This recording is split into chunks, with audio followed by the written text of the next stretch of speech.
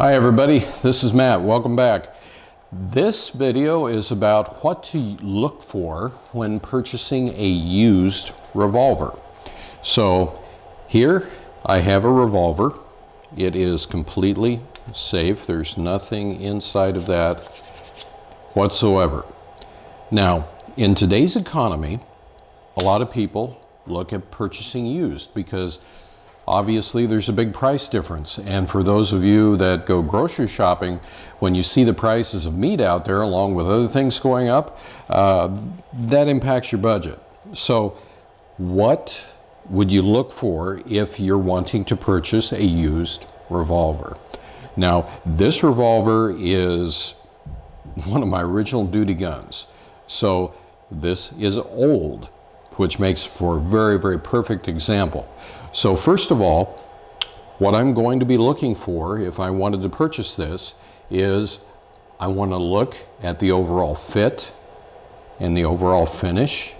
I want to look at the bluing, make sure that there's no big scratches or marks that it's been dropped or anything of that nature. But on a revolver, one thing that's very important is your cylinder, because if this thing has been shot a lot, your cylinder can get slop in it. And how you can tell that is by looking at the gap. And sometimes it's as simple as putting something that's white behind here. Let's see if I can. Okay. You can see that, can't you? Now, this is gapped properly, but sometimes they work loose over time, and you need a gunsmith to shim this thing back up and get it where it is supposed to be. The other thing on a handgun, like a revolver, is I want to look at the crown at the business end here of the muzzle. I want to make sure that at that crown there is nothing in there like any indentations, any damage marks where it looks like something got hit, it got dropped, because that can affect the accuracy of the weapon. The other thing on a revolver, especially an old like this Smith & Wesson, is the firing pin. Look at the shape of that. Make sure that the firing pin is okay. And if it all checks out, great. The next thing that you're going to want to do is make sure that everything chambers well, because if a revolver has not been properly taken care of, in something like this, you can not only shoot .357 Magnum, but you can shoot .38 Special.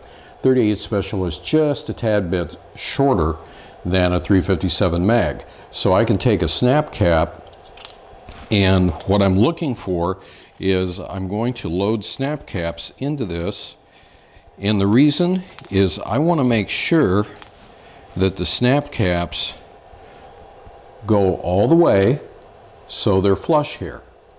Because if you have caps, and I'm going to exaggerate this, that ride up like so, or you have a couple of them that ride up, that means that it hasn't been taken care of properly. It can be very dirty in there with fouling, lead buildup, some copper buildup and residue.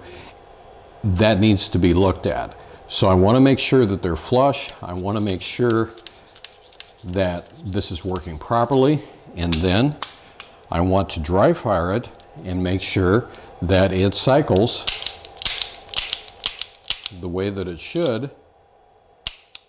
And everything feels tight and works properly. So if you do that, then you can have an enjoyable purchase if everything passes muster. The other thing that I would look at is I would make sure that this is tight, that this is not bent whatsoever, because sometimes I've seen them where it's bent, and that generally never ends well. I would look here at the saddle, make sure that everything is the way that it's supposed to be, and any other potential wear marks. So that is how I would check out a used revolver for purchase.